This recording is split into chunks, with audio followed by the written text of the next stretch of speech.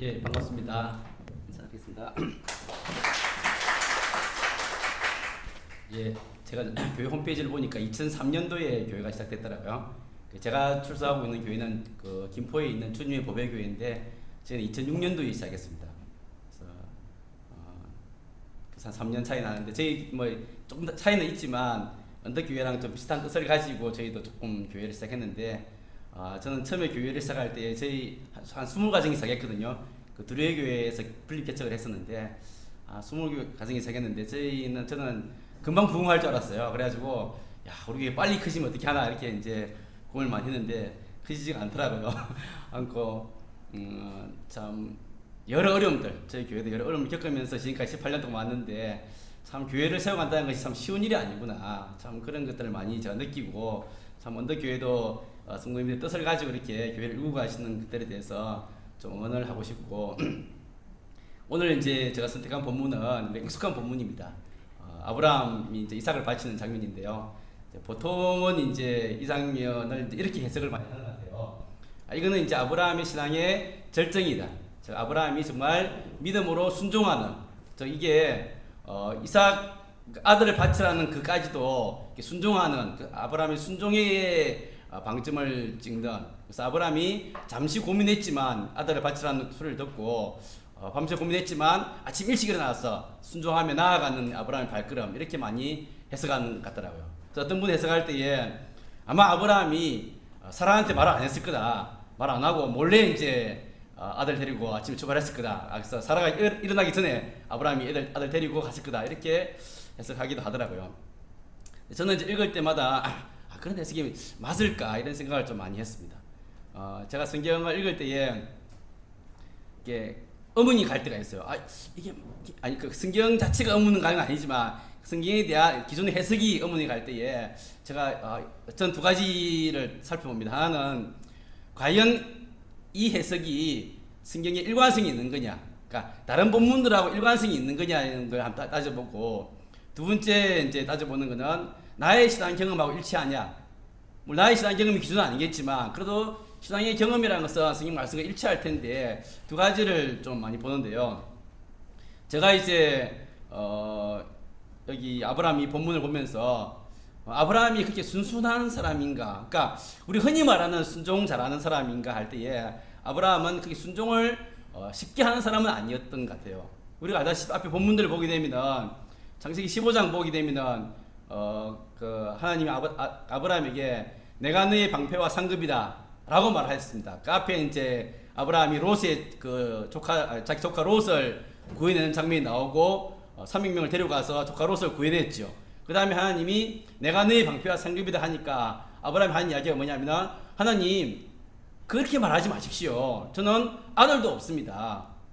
하나님 그렇게 말만 하면 뭐합니까? 나는 아들도 주신다고 해놓고 주시지 않았는데 나는 지금 아무것도 없고 차라리 내 종 아비멜렉을 아들로 삼으렵니다. 이렇게 반항은 아니지만 반발로 이렇게 하시는 것도 나오기도 하고, 또는 그 18장으로 넘어가게 되면 하나님께서 거기 소돔과 고모라를 멸망시키기 위해서 천사를 보냈을 때에 아브라함이 하나님과 직면하면서 이렇게 합니다.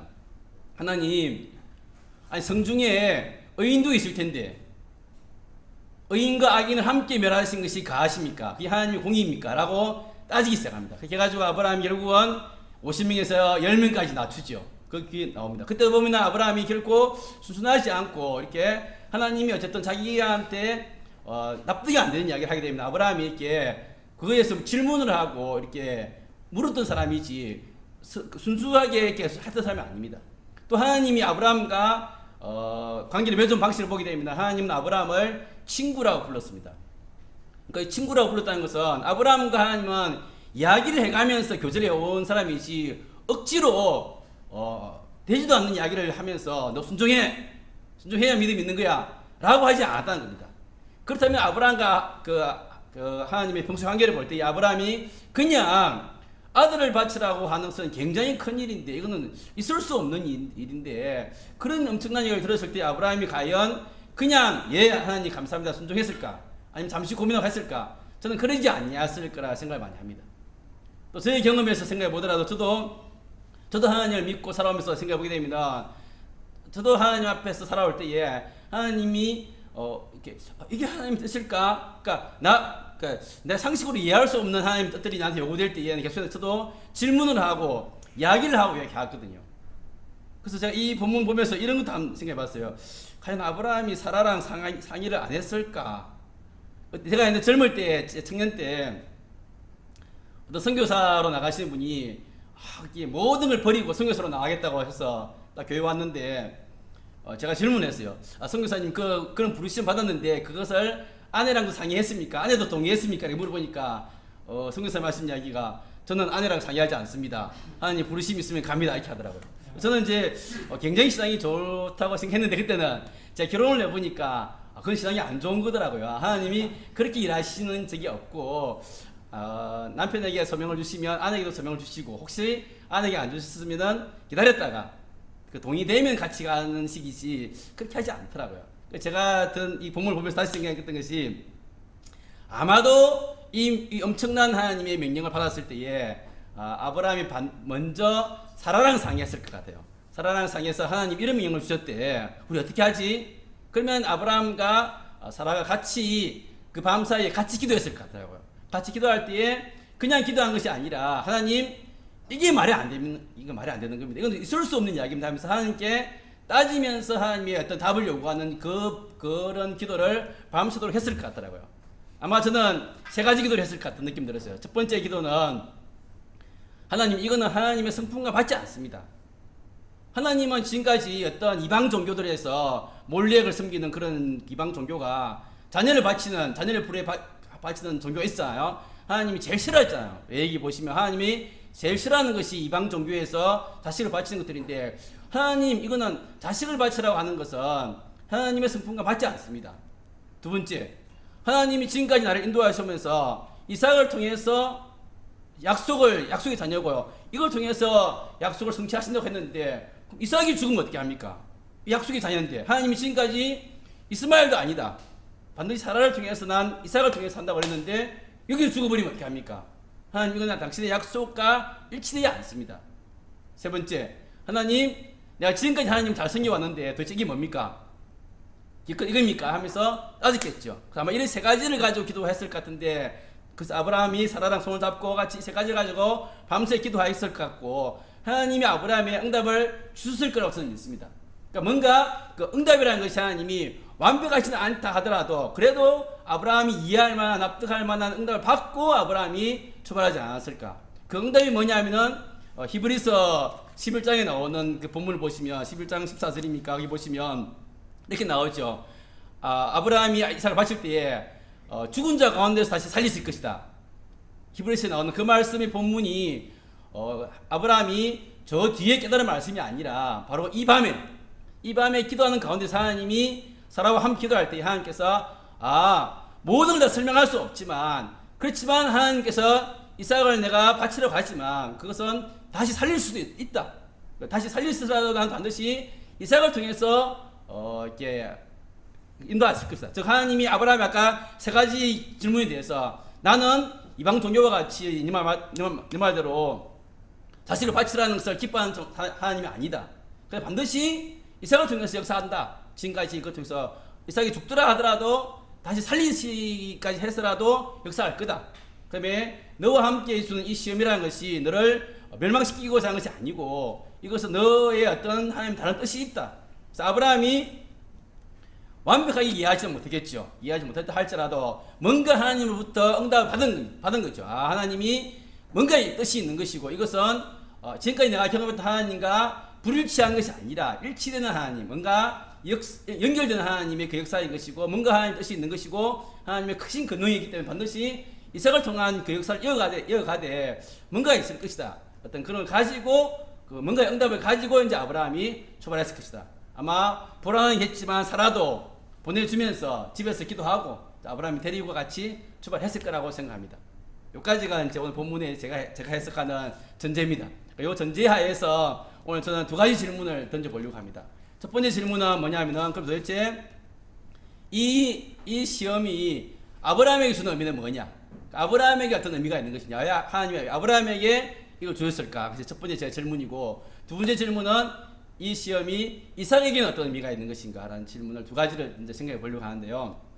첫 번째 질문이 이제 그럼 이 시험이 아브라함에게 어떤 의미가 있는 것인가? 하나님 왜 아브라함에게 이 이삭을 바치라고 하였을까?라고 생각해 보게 되면 지금 이 시험을 받았을 때가 아브라함이 언제입니까? 나이가 아마 정확하게 모르겠지만 100세 때 이삭을 얻었으니까 이삭이 한 10대 중반 정도라고 생각하면 아마 115세나 120세가 안 됐던 시점이겠죠. 그러니까 아브라함이 이 약속을 받던 이 시점이 이제 아브라함으로서는 모든 것이 성취된 시점입니다. 약속도 받았고 이삭도 받았고 이스마엘도 이제 정리했고 이제는 이제 모든 것이 성취된 시점일 수 있는데요. 그렇지만 아브라함은 나이가 175세에 죽었습니다. 그러니까 120세라 하더라도 앞으로 50년의 인생이 남아 있는 겁니다.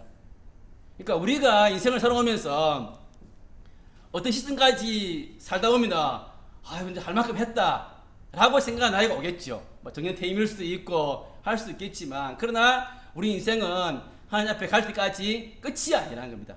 끝이 아니고 하나님은 주 앞에 갈 때까지 계속해서 믿음을 시험하시고 과제를 주시고 하는 겁니다. 그때 주의할 사항들은 자기 인생에서 성취했던 경험들, 자기 인생의 성과라고 할 수 있는 그 부분이 바로 그 사람의 믿음에 있어서는 걸림돌이 되는 경우가 참 많다는 겁니다. 그 사람은 보통의 경우에 내가 인생을 살아오면서 이만큼 했어요. 믿음의 단계도 올라갔습니다. 교회도 일구었습니다. 그러나 그때가 제일 위험한 때인 것 같아요.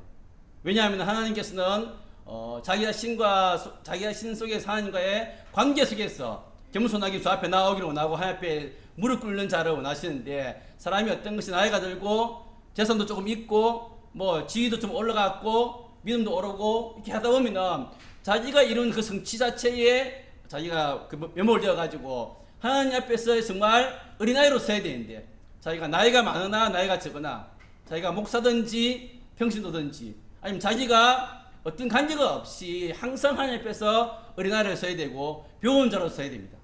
제가 루터가 선책을 읽어보니까 루터가 대교리 문답 그 강의를 하면서 루터가 이런 얘기 하더라고요.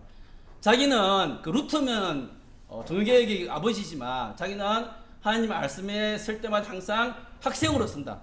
자기는 배우는 자로 쓴다라고 이렇게 이야기하고 있더라고요. 우리가 주 앞에 갈 때까지 나이가 있든 없든 어떤 높은 자리든 관계가 없이 정말 어린아이로 서야 되고 겸손하게 무릎 꿇어야 되는 것이고 하나님 앞에서 정말 죄인으로 서야 되는 것이고 주를 의지하는 마음을 가지고 살아가야 되는데, 그러나 우리가 살다 보면은 세상에 연륜이 쌓이고 경험이 쌓이고 하다 보면은 어떤 하나님 자체가 아니라 어떤 하나님을 통해서 이루었던 것, 하나님 통해서 성취했던 거, 내가 있는 것들, 그런 걸 의지하기가 쉬운 거죠.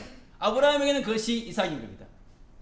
아브라함 일평생 자기 이삭을 낳기 위해서 약속을 받고 왔고 이렇게 왔습니다. 약속의 상징이고, 그러나 이삭은 약속의 상징이지 약속은 아닙니다. 약속은 하나님 그 자체이지 이삭 자체가 약속의 성취는 아닙니다. 약속의 상징이었고 하나의 과정이고 통로인 것이기 때문에 아브라함에게 있어서는 하나님께서 너 이삭이 하나님 약속의 상징이고 맞고 너 이삭을 받기 위해서 그러니까 믿음의 경로를 잘 자라온 것은 맞다. 그러나 그것도 버려야 되는 거다. 그것도 아닐 수 있다. 이삭도 상대화할 수 있어야 된다. 그래서 하나님께서 이런 것들을 낮추고 이끌어 가시는 겁니다. 제가 5년 전에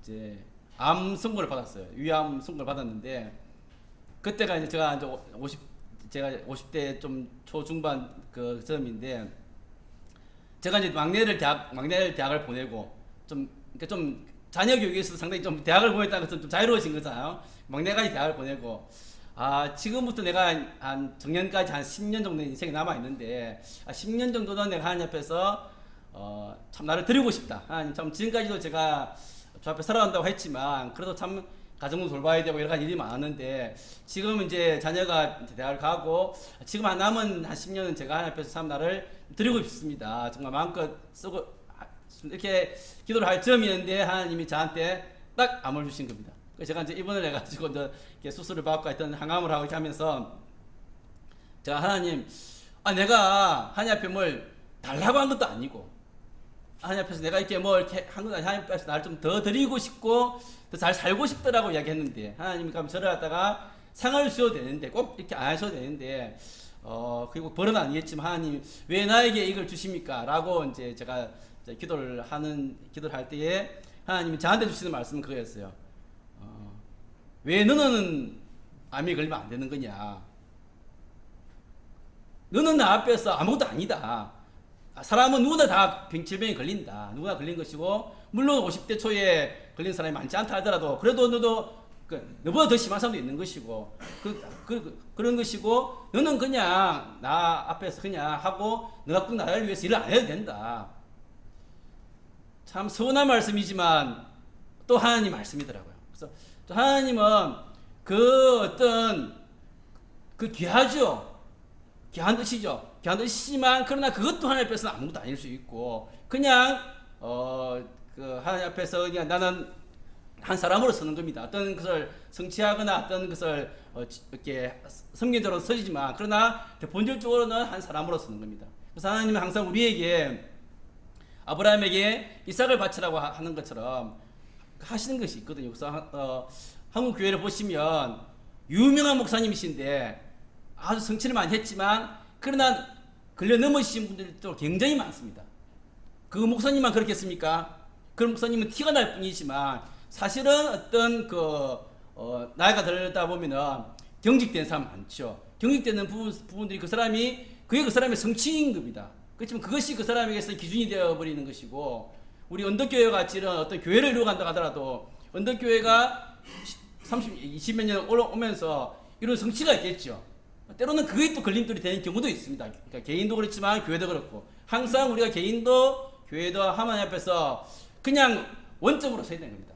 원점으로 다시 물어야 되는 것이고 다시 하나님 앞에 서야 되는 것이고 하나님 우리는 아무것도 아닙니다 라고 하면서 그렇게 하나님 앞에 갈 때까지 가야 되는 거죠. 그래서 아브라함에게서는 아마 남은 50년 생에 있어 아마 이삭에게 요 사건이 그러니까 계속해서 자기를 돌아보게 되고 하나님 앞에서 자기를 하다가 낮추는 그런 기회의 말씀이 있지 않았을까 생각을 합니다. 이것이 이제 아브라함이 주신 말씀이라 생각하고 두 번째는 이제 그러면 도대체 이 일이 이삭에게 어떤 의미가 있을까라고 생각을 한번 해보겠습니다. 이제 아브라함이 이제 이삭을 데리고 가는데 아마 이삭의 나이가 뭐 17세 아니면 막 15세에서 20세까지 정도 되지 않았을까 생각하면 어쨌든 청년이 되어가는 그 나이일 텐데요. 한번 생각해 보십시오. 아브라함이 이삭을 결박해서 하나님 앞에 제물로 이렇게 드리는데 이거는 이삭의 동의가 없으면 안 되는 일입니다.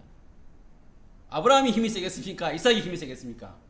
아브라함은 120세니까 할아버지시고 이삭은 10대 후반 청소년이라 생각할 때에 이삭이 훨씬 힘이 셉니다.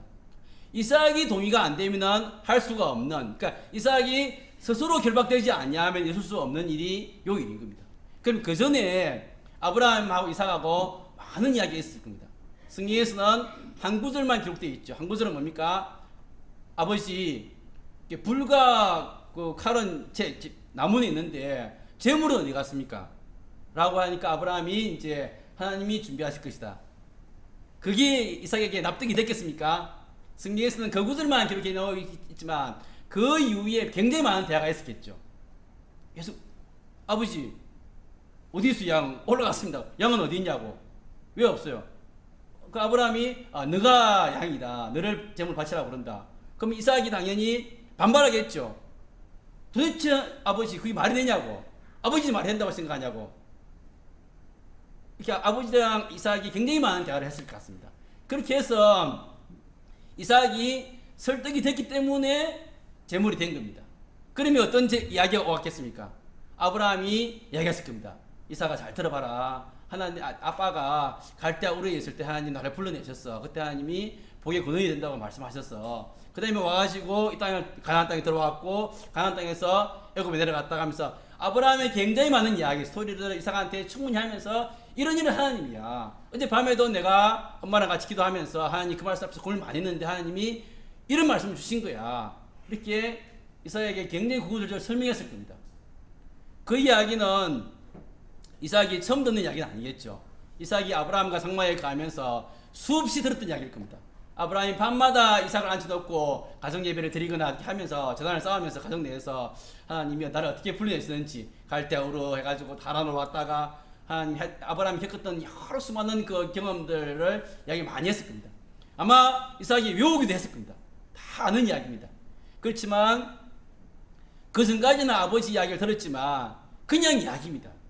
자기 이야기가 아니라 아버지의 이야기인 거죠. 아브라함의 이야기입니다. 아브라함의 이야기고 맞아요. 하나님 동의하고 했지만 그러나 거기서 끝이지 그것이 자기의 이야기는 아닌 겁니다. 왜? 자기의 실존이 아니죠. 근데 지금은 자기의 실존으로 다가온 겁니다. 지금은 이제 본인이 결단해야 되니까 그 전까지는 아버지 결단하면 됩니다. 아버지 결단하면 자기가 따라오면 되지만 지금은 본인이 결단하지 않으면 안 되는 상황에 와 있는 겁니다. 왜? 자기가 지금 죽어야 되냐 말아야 되냐, 과연 내 목숨을 주 앞에 들어야 될지 말아야 될지를 이삭이 결단해야 되는 시기이기 때문에 이제는 아버지의 이야기가 있었는데 그 아버지의 이야기를 나의 이야기를 받아들일지 말지를 이삭이 결정해야 될 시기가 온 겁니다. 그 이삭이 얼마나 고민이 됐겠습니까? 자기는 자기가 신앙이 있다고 생각했겠죠. 나는 신앙이 있고 아버지 대를 이어야 되고 약속의 자녀고 있다고 생각했는데 자기의 죽음 앞에서 하나님 자기의 목숨을 드리라고 하는데 이제는 아버지의 이야기, 이삭이 생각이 아니고 아브라함이 했던 아브라함의 경험들을 이삭이 이제는 이제 한 가지 저희 가정의 예를 들어보게 되면 이런 것들이 좀 필요한 것 같아요. 제가 이제 아이들하고 같이 어릴 때부터 이제 가정 예배를 쭉 드렸었는데 아이들이 이제 어릴 때는 가정 예배를 드리는 걸 참 좋아합니다. 아주 꼬맹이 때는 굉장히 좋아하고 찬양하면 좋아하고 하는데 좀 애들이 크기 시작하면 초등학교 중반 넘어서기 시작하면 애들이 이제 예배를 잘 안 드리려고 합니다. 왜 우리 집은 매일 드리냐? 왜 아버지는 설교를 길게 하냐? 이렇게 하면서 애들이 이제 반박을 하기 시작합니다. 그래서 제가 아이들이 반박을 방어하다가 이제 그러면 오늘부터 우리 집은 아빠가 설교 안 할 테니까 같이 기도 제목을 좀 나누자. 우리끼리 기도를 좀 하자. 이렇게 이야기를 합니다. 기도 제목을 나누면서 각자 가진 제목을 가지고 좀 기도를 하기 시작했는데요. 물론 이제 개인적으로 애들이 처음에는 애들이 유치하니까 뭐 시험 공부 안 했는데도 잘 보게 해달라라든가 뭐 짝 바꾸는데 멋있는 애랑 짝짝이 해달라든가 이런 기도를 하는데 좀 지나면서 이제 우리 가정의 제목을 놓고 기도할 때가 좀 있습니다. 예를 들면 우리 집이 지금 아빠가 이사를 해야 되는데 아빠가 지금 전세금이 요만큼 있는데 이 돈 가지고 아빠가 원하는 제목은 아빠는 교회 근처에 좀 이사를 가가지고 새벽기도를 좀 나갔으면 좋겠다라고 제목을 냅니다. 엄마의 제목은 좀 부엌이 깨끗하고 넓은 집에 가서 손님들 대접할 때도 좀 좋은 집이면 좋겠다. 첫째 아이의 기도 제목은 이제 방이 4개인 집으로 이사 가가지고 자기 방을 좀 좋겠다. 이렇게 해서 이렇게 기도 제목을 쭉 냅니다. 쭉 내면 같이 기도를 하죠. 하나님 우리에게 요 지역에 요 동네 부엌은 이렇고 방은 몇 개고 또 집은 어떻고 이렇게 해서 또 우리 막내들 같은 경우는 개를 키워야 되니까 또 개를 키울 수 있는 집을 키우라고 하면서 같이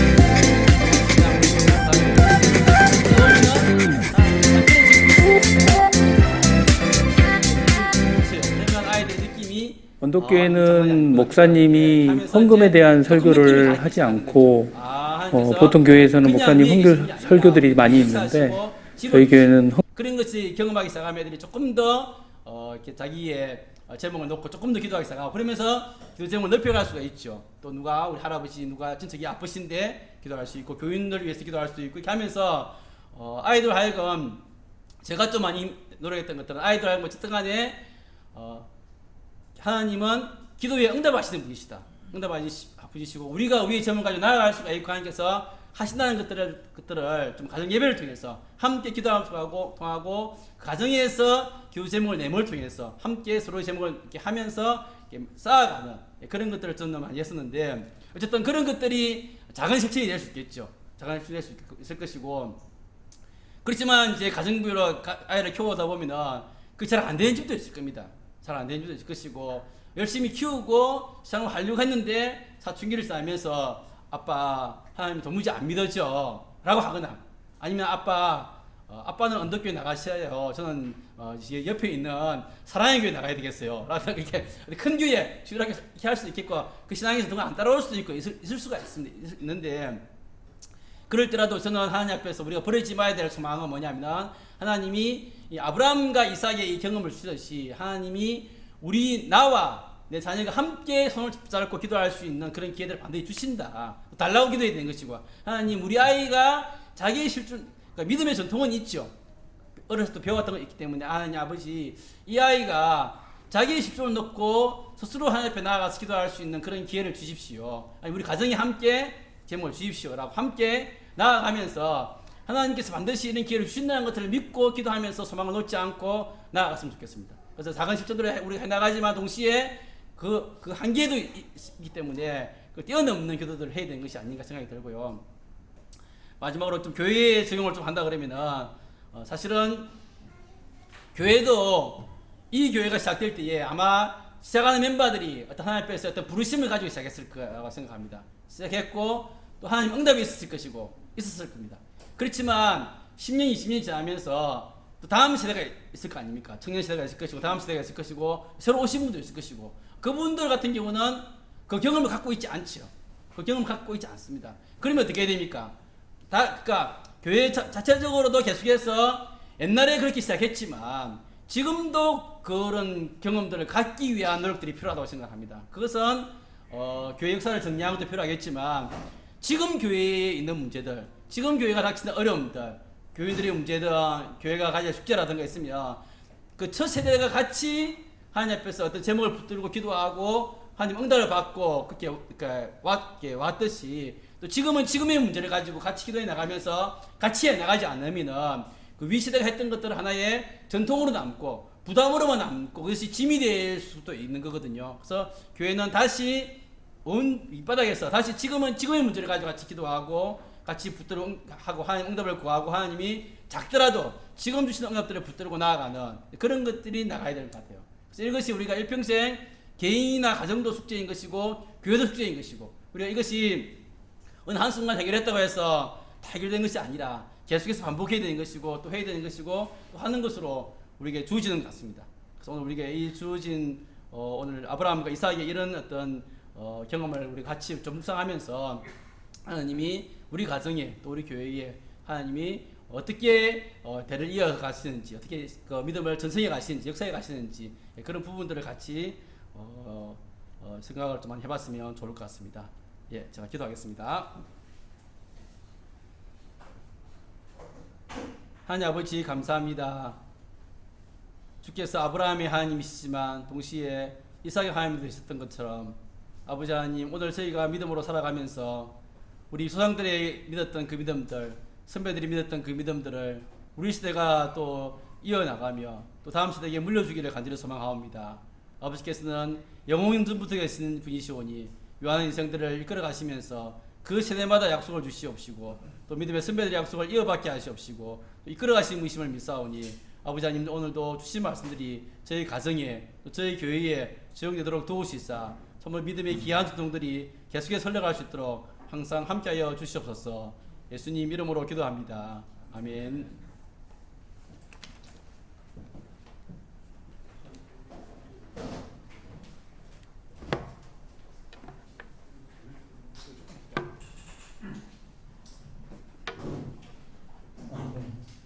네, 그동안 잘 지내셨습니다. 오늘 이제 9월 둘째 주였는데 명절을 앞두고 있는데 요즘은 명절뿐이 이제 다 안 나는 것 같아요. 네, 일단 다음 주에는 명절이 됐다니까 좀 여러 가지 준비하면서 지내면 좋을 것 같습니다. 오늘 그 초청 설교 해주셨는데 기훈실의 정병호 대표님께 다시 한번 감사드립니다. 먼저 우리 분들 설교에 대해서 혹시 질문 있으면 질문해 주세요. 예, 감사합니다.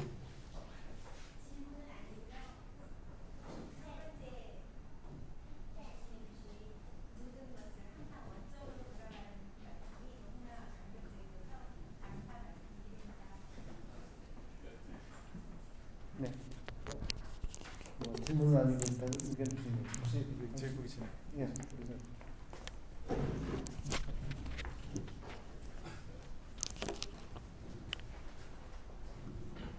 설교하고는 크게 관련이 없는데 이제 평소에 제가 이제 기훈실 궁금했던 점이 있는데요. 이제 기독교인들 사이에도 어떤 윤리적인 문제에 대해서 의견 일치를 보지 못하고 의견이 갈리는, 첨예하게 갈리는 이슈들이 있잖아요. 뭐 대형교회 뭐 세습 이런 거는 뭐 되게 일부 옹호하시는 분이 있지만 다 이건 아니다라고 얘기하지만, 뭐 예를 들어서 이제 미국 선거에서 최대 이슈인 뭐 제가 알기로 낙태 문제나든지, 그러니까 이제 뭐 그다음에 시험관하기를 어디까지 허용할 것인가, 어떤 그런 거 되게 윤리적인 문제 같거든요. 그래서 되게 실천적인 문제고, 그다음에 요새 이제 차별금지법 뭐 그런 것도 있을 것이고, 이제 많은 그런 문제들이 있는데, 그런 문제에 대해서 이제 기훈실에서 어떤 입장을 이제 발표를 하시거나 할 때 궁금한 게, 이제 그 내부적으로 의견 일치가 이제 어느 정도 되고, 만약에 이제 의견 일치가 안 됐을 때는 내부적으로 어떻게 그거를 조율하시고, 그러니까 만약에 이제 궁금한 게 그 의견 조율 과정이나, 만약에 서로 이제 의견 일치가 안 됐을 때는 어떤 식으로 그것들을 조정하시는지, 그런 게 좀 평소에 좀 궁금했습니다. 아니 그냥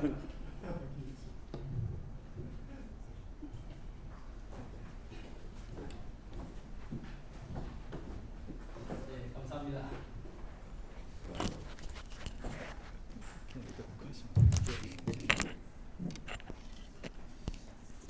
근데 사실 이게 어려운 문제 같습니다. 왜냐면 기훈실이 좀 초기에는, 그러니까 37년 됐잖아요, 기훈실이. 그 초기 90년대 시작할 때는 한국 교회를 등에 업고 운동을 했습니다. 그러니까 한국 교회의 어떤 복음주의 교회들을 등에 업고, 그래서 뭐 스포츠 신문이랑 싸울 때도 한국 교회를 업고 했고, 뭐 공명성금 운동할 때도 한국 교회를 업고 했습니다. 근데 시간이 지나면서 한국 교회 자체가 분열이 되기 시작했어요. 그러니까 한국 사회가 이념으로 양극화되면서 한국 교회도 양극화 많이 돼버렸죠. 그러니까 지금 한국 참 기훈실이 한국 교회를 업고 운동하기가 좀 쉽지가 않고, 그 쟁점 사항들에 대해서 특별히 이제 아까 차별금지법 동성애 문제라든가 낙태 문제라든가 여러 가지 쟁점적인 문제에 대해서 솔직히 최근에 기훈실이 입장을 낸 게 사실 없어요. 기훈실 입장 낸 걸 잘 보시면은 좀 그런 핵심적인 이슈가 아니고, 좀 대부분을 좀 동의할 수 있는 그런 것들은 입장을 내고 있지만, 요거는 좀 사실 좀 못 내고 있는 것이, 우리 내부의 그 차이, 의견 조율이 좀 잘 안 되는 면도 좀 있고,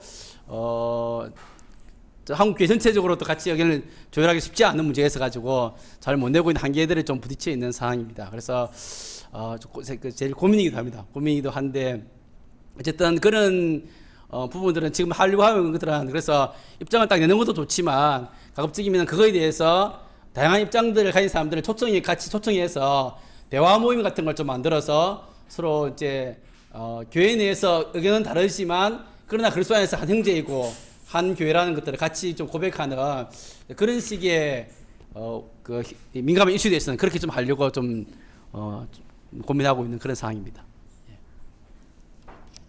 네, 감사합니다.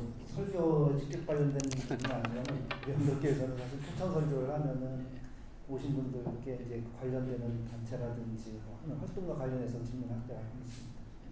혹시 다른 질문 있으신가요? 예.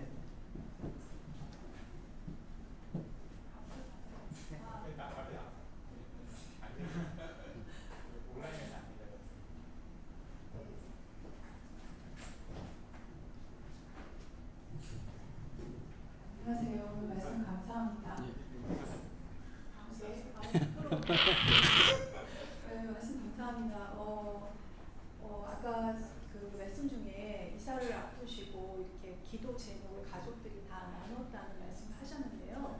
각자 내 자녀와 이제 사모님과 선생님의 원하는 것들이 다 그 기도 응답을 받으신 거죠? 예, 그럴 때도 있고 아닐 때도 있고. 네, 그러니까 저는 아까 그 말씀을 들으면서 좀 반전이 있나 그랬는데 다행히 기도 응답 받으셔서 되게 감사한 일인데요. 근데 가족 자녀들이 기도 제목을 나눴을 때 응답이 안 됐을 때도 있었을 거라고 생각합니다. 그럴 때 신앙이시기도 하지만 20년 이상 교편도 잡으시고 내 자녀의 부모로서 아이들한테 어떻게 설득을 하고 이해를 시켰는지 그 지혜를 좀 듣고 싶습니다.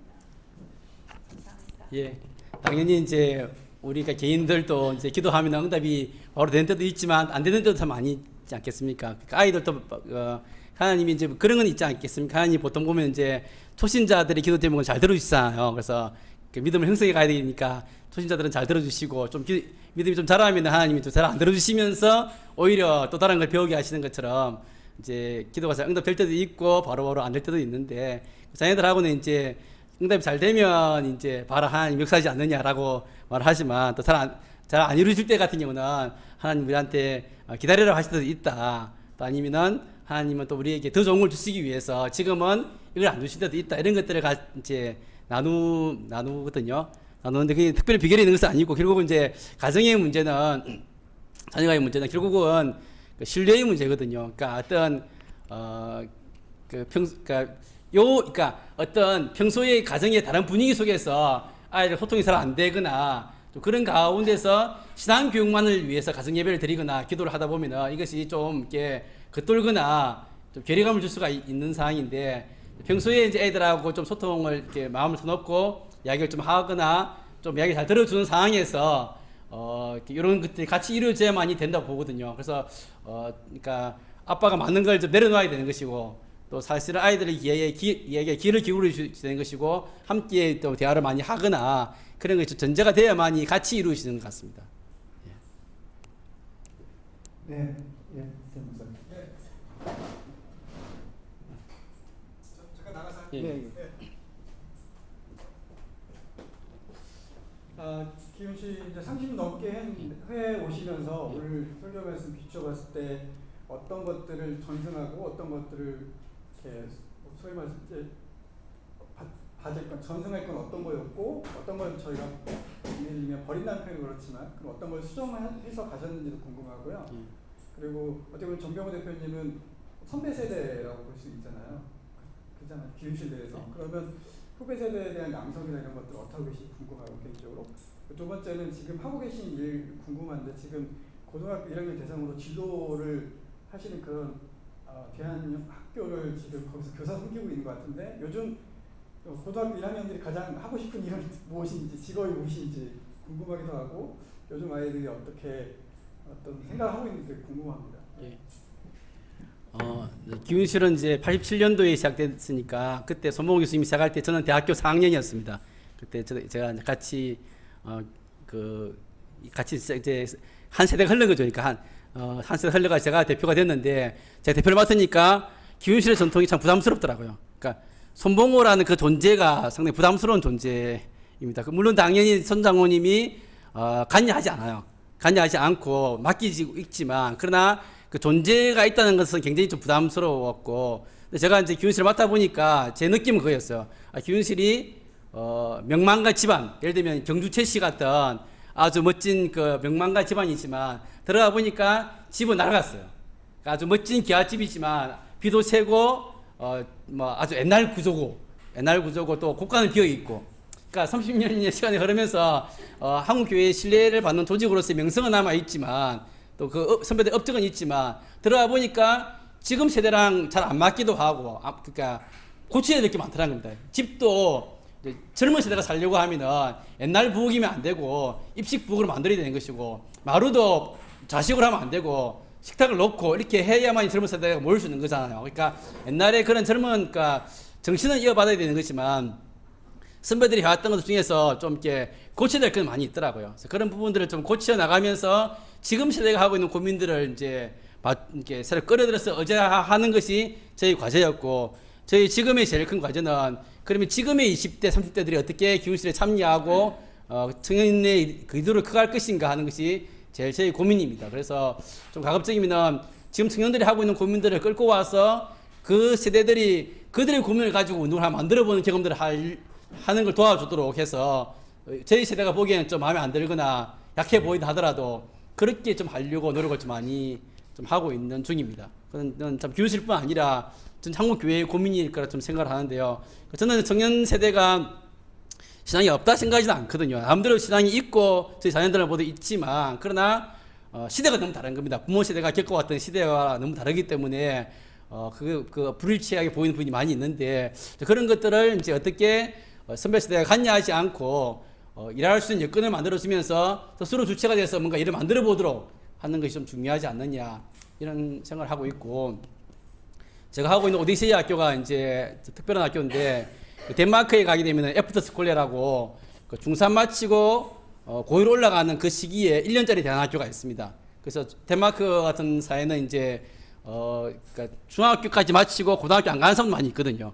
고등학교 가더라도 인문고를 많이 가지 않고 직업고를 또 많이 가고 하는 시대니까 그 1년 사이에 자기 길 찾는 학교가 있는 것인데, 그걸 도입해서 서울시에서 이제 서울시육청에서 1년짜리 고1을 대상으로 하는 자기 길 찾는 과정을 만들었으니까 입시에 들어가기 전에 내가 왜 공부해야 되는지, 앞으로 뭐 해야 될지 모르는 그런 친구들을 모아서 이제 경험을 하게 해주는 학교인데요. 지금 청소년들이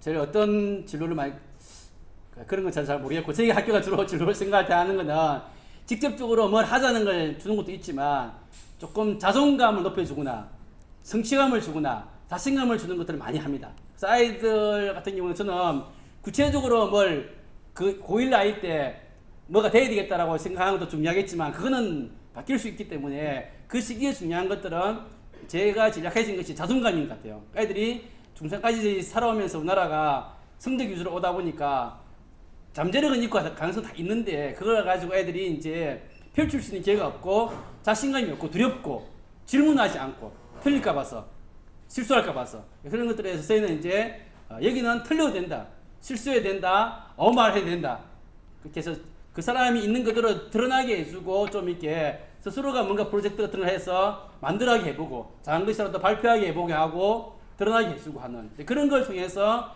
아이들 1년 정도 지나면은 조금 더 자기 삶들 구체적으로 잡아가고 조금 사회가 볼 때 별거 아닌 거 하더라도 당당하게 해볼 수 있는 어쨌든 그런 걸 심어주기 때문에 그런 쪽으로 좀 진로 교육을 하고 있는 제 편입니다.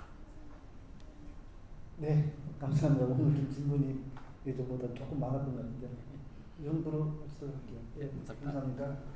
예, 뭐 아무래도 저기 가정에서 이제 부모 자녀 간의 어떤 신앙 교육 문제라든지 교회에서 세대 간의 여러 가지 문제에 대해서 좀 생각해 보시는 여러 가지 말씀 좀 해주신 것 같아요.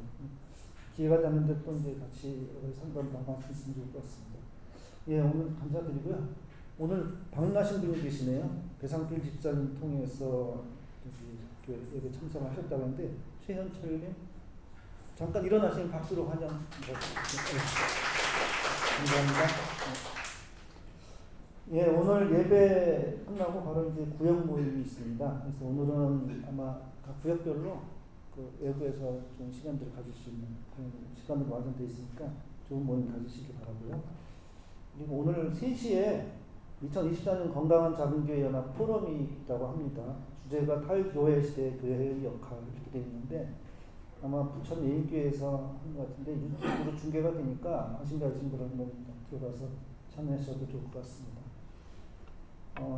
그리고 그 9월 10일 날 10일이면 주중인가요? 네. 화요일 날이죠. 희년 함께가 주관하는 희년 실천 연합 예배가 있다고 합니다. 서울 영동교회 학동역 9번 10번 출구 쪽으로 가시면 있다고 하는데 거기에서 열리니까 혹시 관심 있는 분은 가보셔도 좋을 것 같고요. 다음 주 예배가 우리 그 추석 명절도 겹쳐 있고 또 파고다 예배 초소 상황이 조금 어려운 것 같습니다. 그래서 흩어지는 예배로 갖도록 하겠습니다. 각자 초소에서 고향에 가시는 분은 고향에서 가까운 교회를 찾으시거나 가정만으로 이렇게 좋은 주일로 보내시기 바라겠습니다. 그리고 그 다음 주 넷째 주일에는 추수감사 예배로 드리도록 하겠습니다. 미리 마음으로 준비를 좀 하면 좋겠고요. 그리고 29일 그 다음 주 아마 이번에 5주가 있는데 중간에 그 터진 예배가 있기 때문에 5주 예배도 항상 일반 예배로 좀 드리도록 할 예정인 것 같습니다. 오락가락 북클럽 오락가락도 있고 그때 한국교회 기본소득을 말하다라고 두 번째 한 거죠. 지난번에 한 번 했을 때 오세백 집사님께서 주관하셔서 하신 예정입니다. 그리고 마지막 주일에는 공동체 성경 읽기 순서 일부 순서는 펼칠 예정입니다. 그리고 뭐 언덕 공동체 나눔 기금하고 언덕 청년 기금은 광고 주보에 보시고 필요하신 분은 좀 지원해 주시고요. 평소에 드리는 대로 교회 어려운 분들 건강으로 힘든 분들, 그 가족들을 위해서